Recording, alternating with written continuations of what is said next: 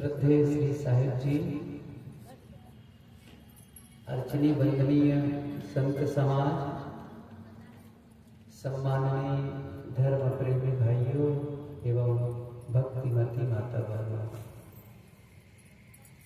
बहुत सारी बातें विगत 2 दिनों से सुनते आ रहे हैं और इस सत्र में भी अभी साहब लोगों से विचार सुन रहे थे। अंतर्राष्ट्रीय महिला दिवस, मैं तो भूल ही गया था, साहब याद दिला दिए और इसलिए याद फिर से करने जैसी हो गई है कि आज मेरी माँ का जन्मदिन है। तो कौन हुआ, मैंने कहा माँ आपका आशीर्वाद मिले हम लोगों को, खास करके मुझे, ताकि मैं अपनी साधना पथ में आगे बढ़ सकूं। और आज के दिन ही पिछले साल इलाहाबाद से पूरे समाज के सहित साहब जी पधारे थे। वहाँ 3 दिनों का सत्संग का आयोजन हुआ था। मैंने माँ से कहा था कि आपको पेंशन मिलता है, पिताजी शिक्षक थे तो उनकी जगह पर उनको पेंशन मिलता है, तो आप अपने हाथों से, आपके नहीं रहने पर आपके बच्चे क्या करते हैं वो जाने, लेकिन आपको जीते जी संतों की सेवा पूजा करनी है।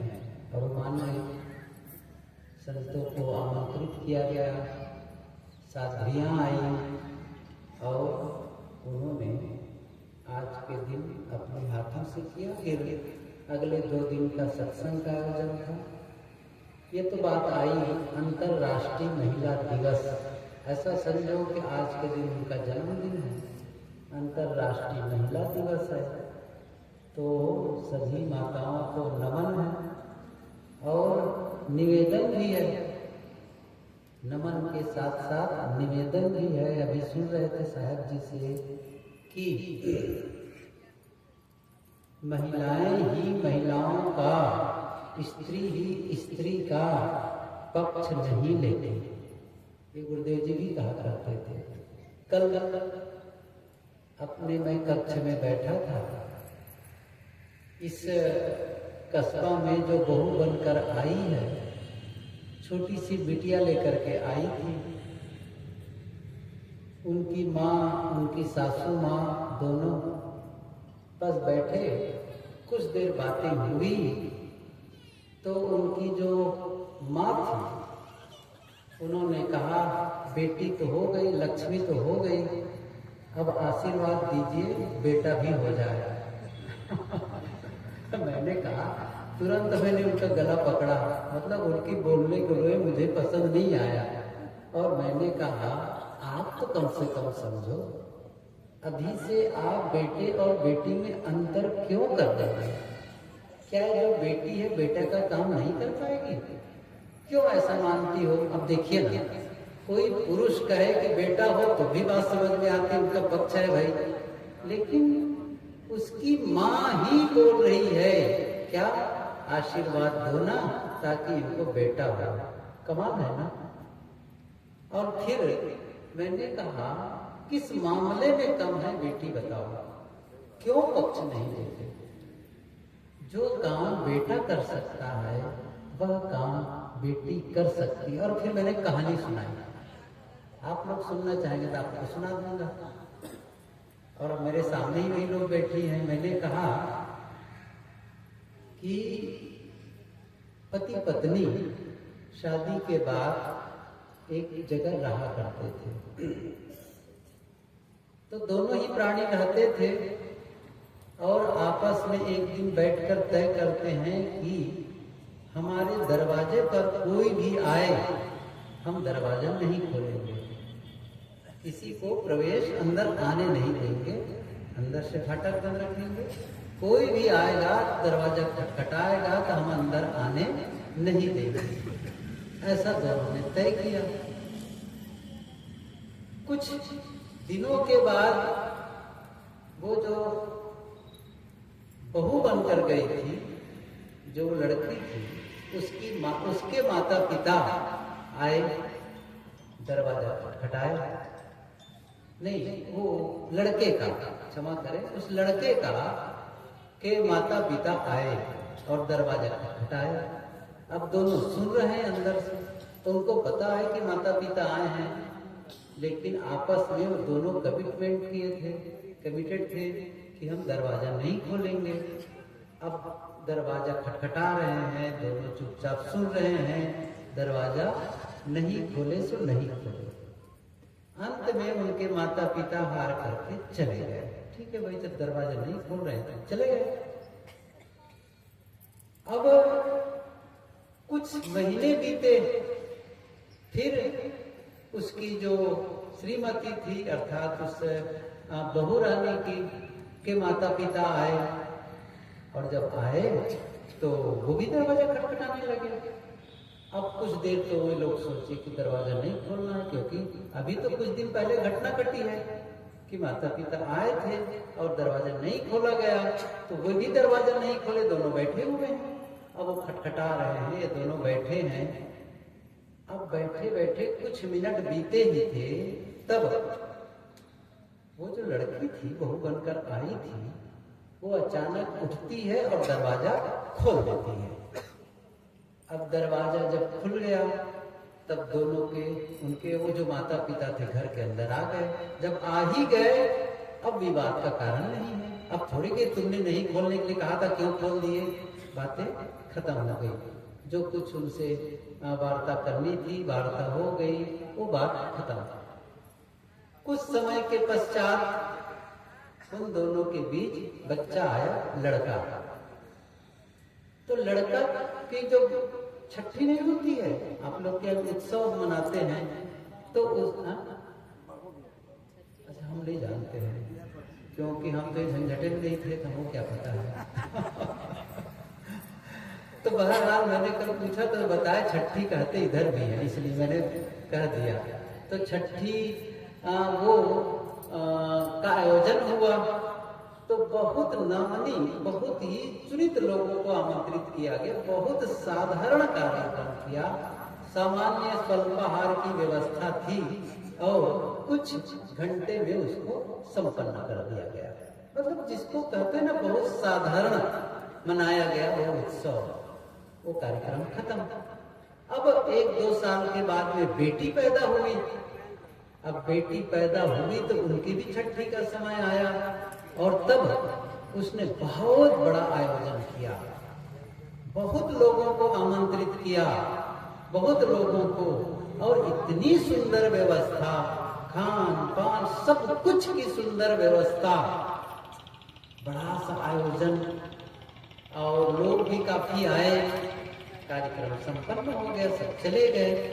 और जब चले गए तो दोनों के दोनों फिर से घर में बैठे, तो पत्नी ने कहा, कहो जी, जब हमारा बेटा पैदा हुआ था तब तो तुमने बहुत ही साधारण आयोजन किया था, बहुत कम लोगों को बुलाए थे, साधारण सा काम किए थे, बस सामान्य सा जलपान और चाय की व्यवस्था कर दिए थे। लेकिन जब बेटी आई है, बेटी की छठी के समय आप इतना बड़ा आयोजन, इतना खर्चा, ऐसा क्यों किया?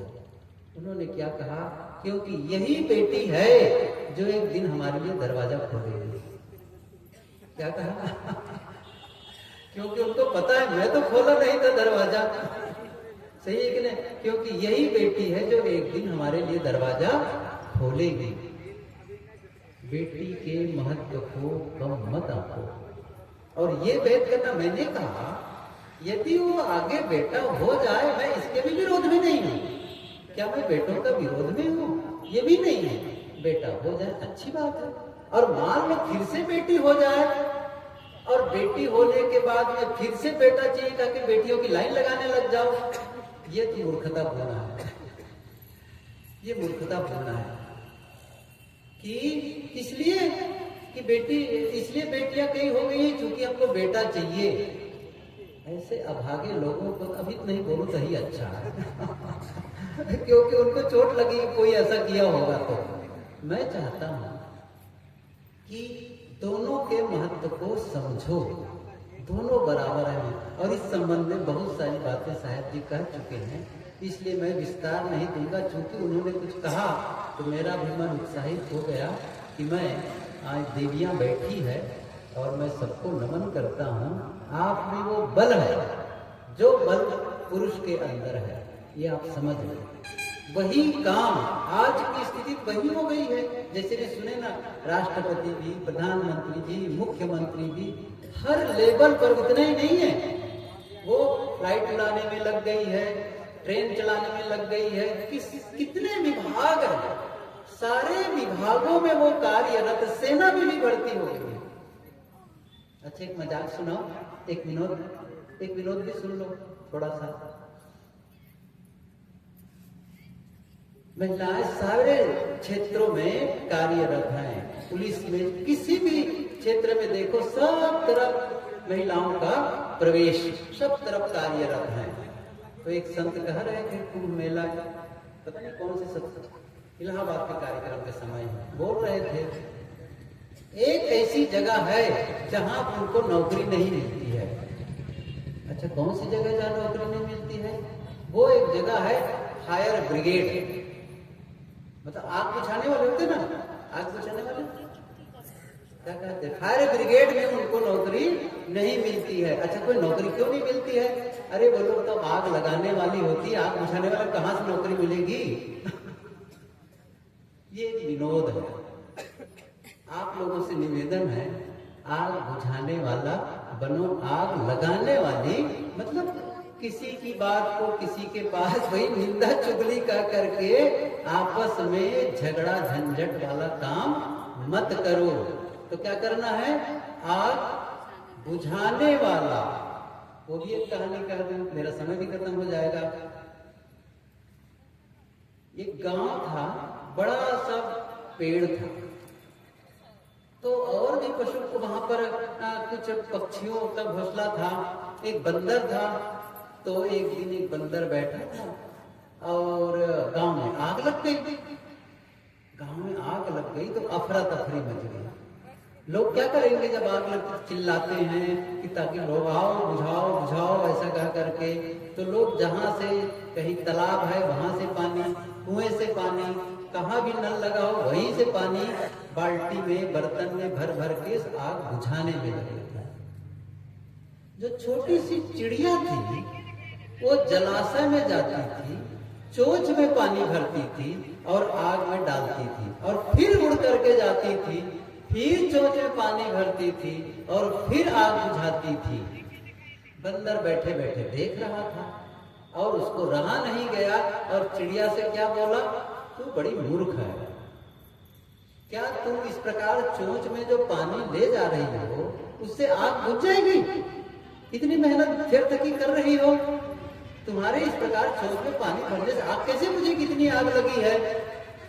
चिड़िया ने बहुत अच्छी बात कही, भैया मैं जानती हूं कि इस प्रकार मेरे चोंच से पानी ले जाने से आग नहीं बुझेगी, लेकिन मैं यह भी जानती हूं जिस दिन कभी इस गांव का इतिहास लिखा जाएगा उस दिन मेरा नाम आग बुझाने वालों में लिखा जाएगा, आग लगाने वालों में नहीं लिखा जाएगा। नाम कहाँ लिखाना है आपको? कहाँ लिखाना है? बुझाने वालों में। मतलब आग का मतलब झगड़ा बढ़ाने वालों में कि झगड़ा खत्म करने वालों में। अंतर्राष्ट्रीय महिला दिवस के अवसर पर एक संकल्प लो, हम कुछ ऐसा काम नहीं करेंगे, हम ऐसा कोई शब्द नहीं बोलेंगे, हम ऐसा कोई विचार नहीं करेंगे जिससे आपस में कलह बढ़े, आपस का संघर्ष बढ़े। क्या होना चाहिए? आपस का प्रेम बढ़े, आपस में कहीं किसी प्रकार के मनमुटाव हो, किसी बात को लेकर के विवाद हो, वह भी खत्म हो जाए। कुछ ऐसा प्रयत्न करो कि दो टूटे हुए दिल को जोड़ दो, दो दिशाओं में जाने वाले लोगों को एक रास्ते पर ले आओ। अर्थात विषमता वाला काम नहीं, समता वाला काम करो। हर आदमी आग में जल रहा है, जैसा कि साहब ने कहा, ई जग जरते देखिया अपनी अपनी आग। सब जल रहे हैं, राग द्वेष की आग, वैमनस्य की आग, नफरत की आग। कमाल है, बैर बना लेते हैं और इतने विरोध में लग जाते हैं हम किसी के बैरी बन करके। बैर, और फिर किसी ने बैर किया तो हम भी बैर करने लग जाते हैं। उसने गलत बोला तो हम भी गलत बोलने लग जाते हैं। उसने वैसा कहा तो हम भी वैसा करने लग जाते हैं। ये तरीका ही गलत है। बैर से बैर कभी नहीं मिटता। और उसको याद, उसने मेरे साथ ऐसा किया था, उसने मुझे गाली दी थी, उसने मुझे मारा था। इन बातों को जो याद रखता है ना, उसका बैर कभी खत्म नहीं होता। तथागत बुद्ध ने कहा, अकोचिमम अवधिमम अजन्मम अहासिमे ये तम उपनयंती वैरम तेषम न शाम्यति। क्या कहते हैं? अकोचिमम, उसने मुझ पर आक्रोश किया, अपमान किया, गाली दी। अकोचिमम अवधिमम, मुझे मारा। अहासिमे, उसने मुझे लूट लिया। ऐसी बातों को जो याद रखता है, यह उपनयंती, याद रखता है, गांठ बांध लिया है। वैरम तेषम न शाम, उसका वैर न शाम्यति, वो समाप्त नहीं होता है। जो बार बार याद करता है, उसने मुझे वैसा कहा था, उसने मुझे वैसा कहा था। बहुत पहले मैंने एक लेख लिखा था, पारक में छपा था, भूलना सीखें, भूलना सीखें। गुरुदेव जी को जब वो लेख पढ़ाया, दिखाया, तो गुरुदेव जी ने कहा, तुम्हारे और लेख भी हैं जो अच्छे हैं, लेकिन ये लेख तो तुम्हारा इनाम देने लायक है। भूलना सीखे। कैसे भूले? हम लोग क्या करते हैं, याद कैसे करें? लोग कहते हैं साहब पढ़ते हैं लेकिन याद ही नहीं रहता। मैंने क्या लिखा था? भूलना सीखें। क्या भूलना सीखें? किसी ने मेरे साथ दुर्व्यवहार किया, किसी ने मेरा अपमान किया, किसी ने मेरा नुकसान किया। जितनी देर तक बातों को याद रखते हैं, उतनी देर तक आप दबाव महसूस करते हैं, उतनी देर तक के आप अशांति महसूस करते हैं। ख्याल करो जरा से, ये हमारा मानसिक सिस्टम क्या है?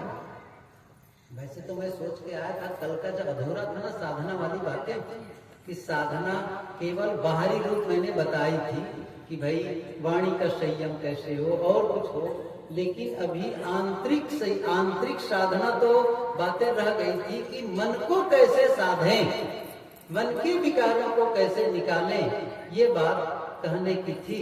लेकिन अब वो समय अब नहीं रह गया कि उस पर मैं विस्तार दे सकूं। लेकिन मैं इतनी बात यहाँ पर निवेदन करना चाहता हूँ, ये है कि हमारे अंदर में कि हम पुरानी बातों को याद करके उसने वैसा किया वैसा किया, ये नियम क्या है इसको मैं बताने जा रहा था। अतीत में जो घटनाएं घटी, इससे पहले, आज के पहले जो भी अच्छी बुरी घटनाएं घटी, आज उसको आप याद करते हैं। एक साथ में एक बात और बता दूं, अतीत का अस्तित्व नहीं है। हम लोग पढ़ाई काल में क्या पढ़े, कितने काल पढ़े हैं? 3, वर्तमान, भूतकाल, भविष्यकाल, 3 पढ़े हैं। सच क्या है बताऊं, भूत और भविष्य का कोई अस्तित्व ही नहीं है, कोई अस्तित्व नहीं है। क्यों? क्योंकि अब जो घटना घटी उसकी अब याद करते हैं। जैसे कल सत्संग हुआ था, अब कहां है वो? मर गए ना कल। सुबह आप लोग नाश्ता करने वहां गए थे, जलपान करने के लिए, वो खत्म हो गया ना, खत्म हो गया। अब क्या कर रहे हैं? उसकी याद कर रहे हैं। वो तो खत्म हो गए, अब उसकी याद कर रहे हैं। कल सत्संग नहीं होगा यहाँ पर, कब होगा? कल नहीं होगा। समझ रहे? कल अभी आया कहाँ है? अब कल्पना कर रहे हैं कल यहाँ पर कोई नहीं बैठेगा, न साधु न भगत। कल्पना हो रही है, सही है कि नहीं है? अभी आया नहीं है, उसकी कल्पना कर रहे हैं। बीत गई है बातें, घटनाएं घट गई, जो बीती हुई हैं उसको आप याद कर रहे हैं। एक की कल्पना करते हैं, दूसरी की याद। और जो मैं संदेश देना चाहता हूं वो महत्वपूर्ण है। वो क्या है? अतीत में कोई घटना घटी जिसको मैंने कहा ना अच्छी या बुरी। मान लो आपके घर में कोई ऐसा है जिसको आप प्रेम करते थे, या बीमारी में मर गया, कोरोना में किसी कारण से मर गया, उम्र भी कम थी और मर गया। अब मर गया तो कितने दिन हो गए? 1 साल 2 साल ऐसे बीत गया समय। अब वो बातें होगी और सामान्य जीवन चलने लग गया।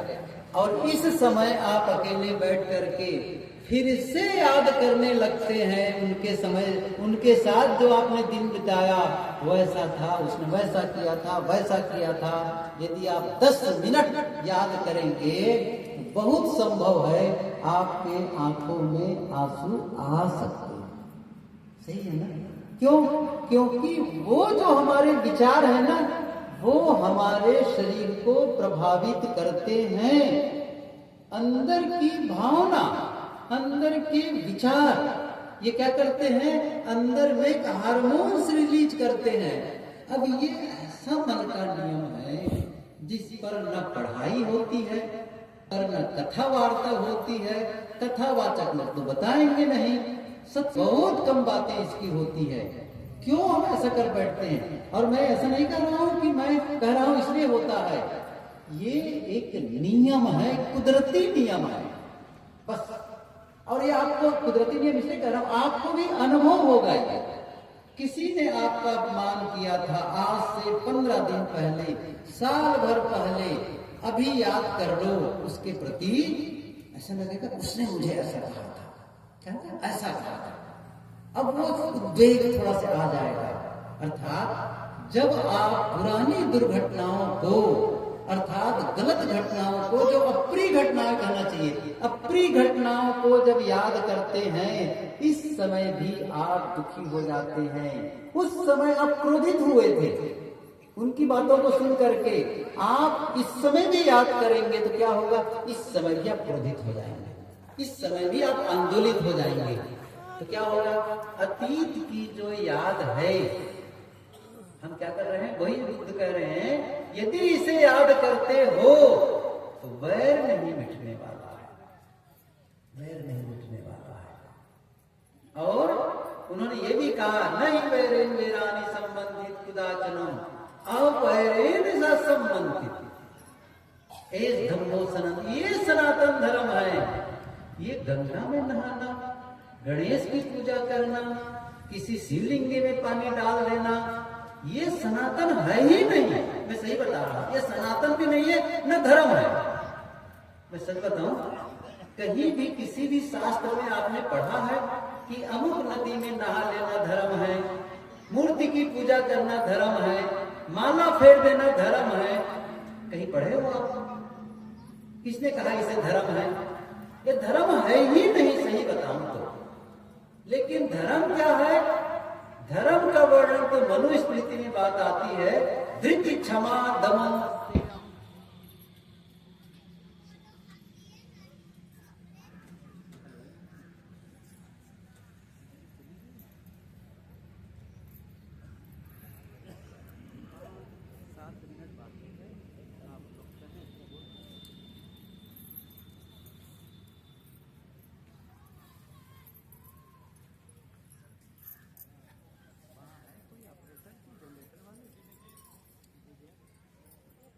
जनरेटर वाला है?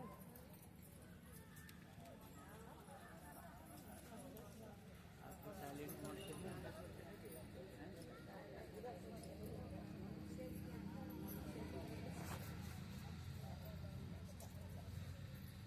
एक्टिव मोड पर रहो ना, कैसे मोड पर है? शांति से बैठे।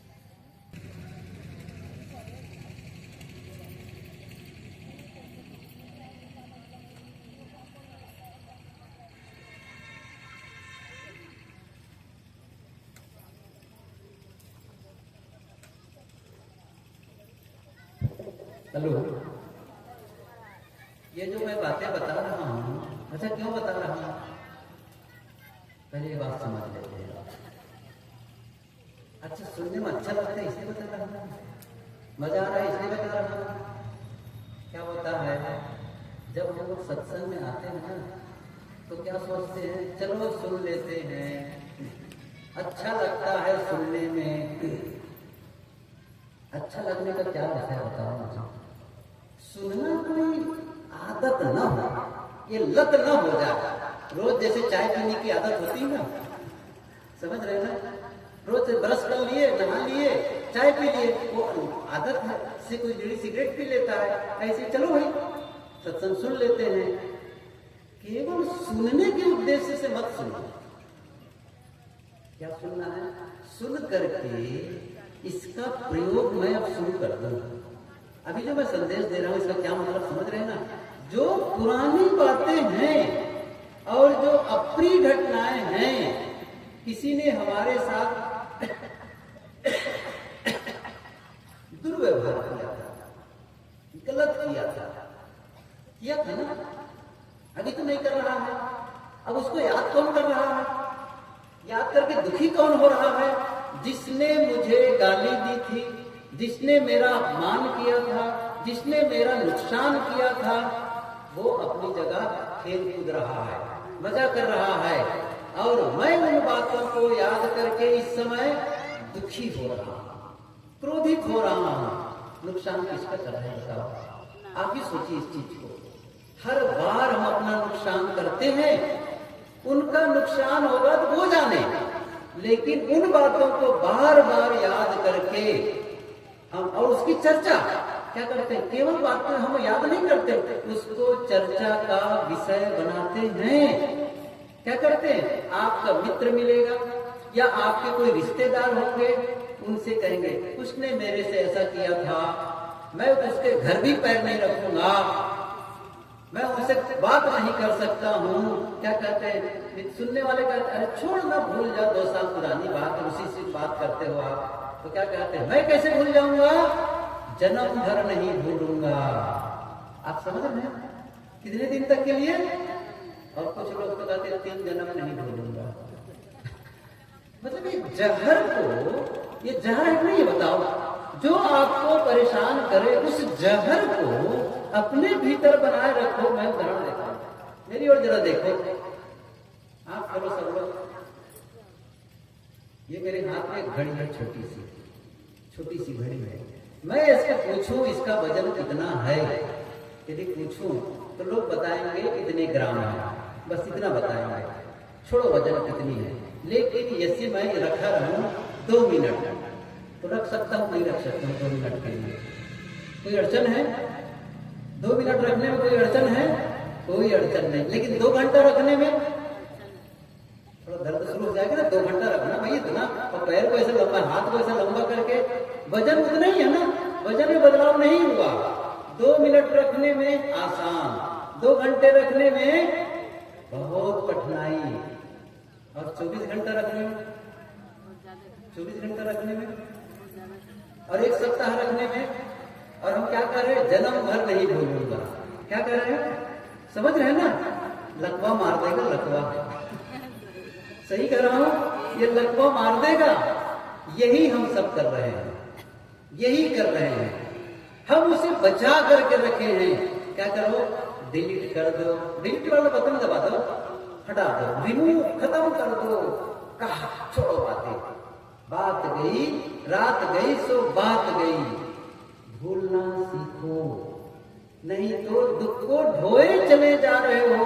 मैं कहता हूं अच्छी घटनाएं भी तो घटी है, अच्छी बातें भी तो हुई है जीवन में, उसको क्यों नहीं याद कर लेते हो?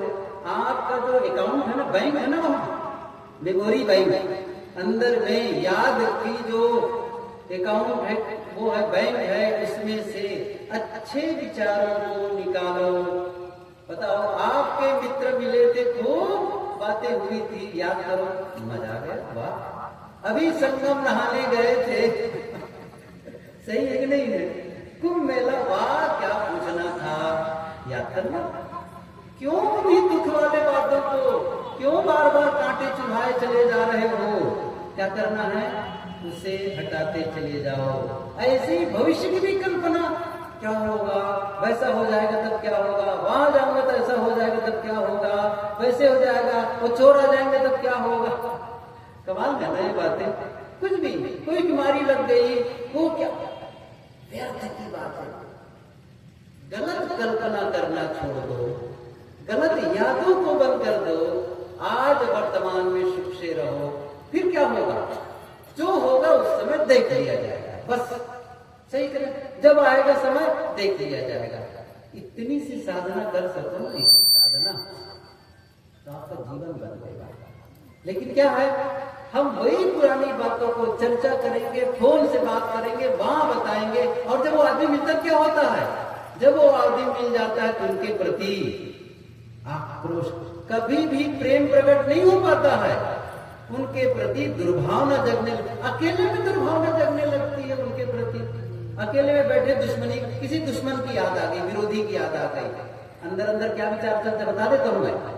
क्या होता है, उनके घर आग लग जाए, उनका एक्सीडेंट हो जाए, उनकी नौकरी छूट जाए, सही कि नहीं, उनका ये हो जाए, अरे किसका नुकसान कर रहे हो ऐसा सोच करके, उनका नहीं कर रहे हो, अपना भीतर जला रहे हो। बातें जो मैंने कुछ भी कहा है ना, ये एक साधना का विषय है। बहुत सारी बातें साधना की हैं, जो मैंने कहा था, मन को कैसे मांझना है, कैसे उसको तराशना है, ताकि हमारा एक मन सुंदर मन बन जाए और सुंदर जीवन का निर्माण हो जाए। इसके लिए हम सबको मेहनत करनी है, काम करना है। ये मैं नहीं कह रहा हूं व्यापार बंद कर दो, खेती बंद कर दो, परिवार छोड़ दो, ये कहने की जरूरत नहीं है। क्या करना है, भीतर अंतस की सफाई करना शुरू कर दो, क्योंकि यहीं से सारा व्यवहार होता है, अंतस से सारा व्यवहार होता है, बाहर से नहीं होता है। आपका जीवन यहीं से बनता है, यहीं से बिगड़ता है। ये ठीक सब ठीक, यह गड़बड़ सब गड़बड़। इसको ठीक करने की जिम्मेदारी न प्रधानमंत्री की है, न मुख्यमंत्री की है, न गांव प्रधान की है, न पति की है, न पत्नी की है, किसकी है, किसकी है, राष्ट्रपति द्रौपदी मुर्मू की। सही है, मानोगे, आपकी है, आप इसे करेंगे। तो हम सभी निर्णय लें, अंतस की सफाई के लिए काम करें, और तभी ये जीवन सुखमय होगा। सबको साहब बंदगी।